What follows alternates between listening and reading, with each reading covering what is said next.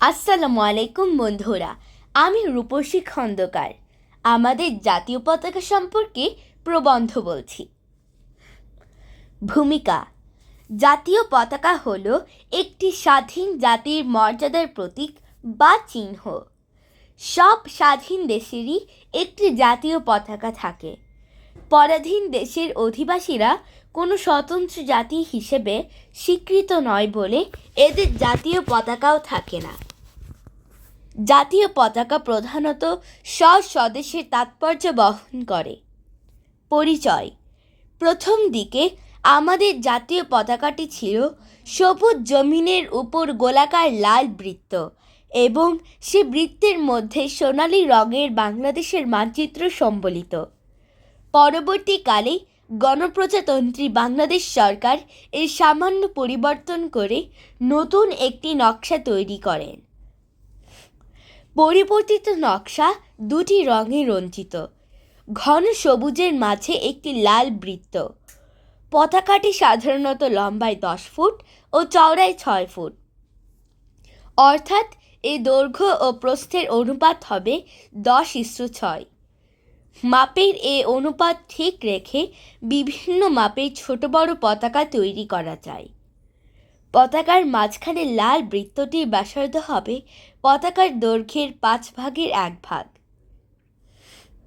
তাৎপর্য: আমাদের পতাকার রং নির্বাচন যথেষ্ট তাৎপর্যপূর্ণ। এর সবুজ রং তারুণ্য ও সজীবতার প্রতীক।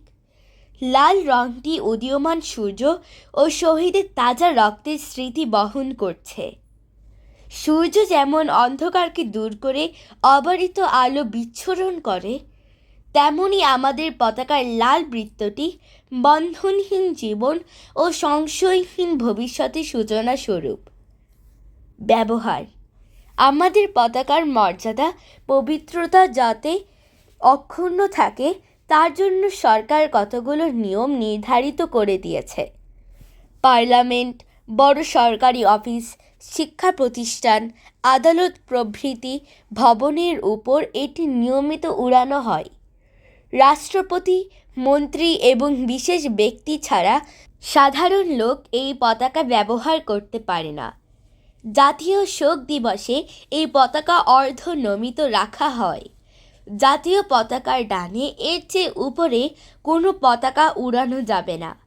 পতাকার মর্যাদা সমুন্নত রাখার জন্য স্কুল, কলেজ প্রভৃতি শিক্ষা প্রতিষ্ঠানে জাতীয় পতাকা উত্তোলন ও একে অভিবাদন করতে শিক্ষা দেওয়া হয়।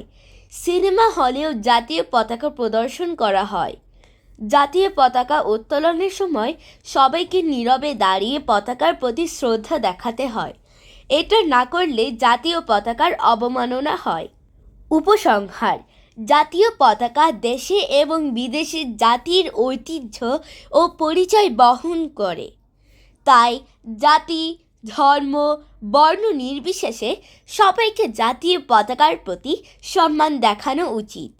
জাতীয় পতাকাকে সম্মান প্রদর্শন করার অর্থই হলো দেশকে সম্মান করা, আর একে অসম্মান করার অর্থ দেশকে অসম্মান করা। তাই পতাকার সম্মান রক্ষা করা আমাদের সবার কর্তব্য। ধন্যবাদ সবাইকে।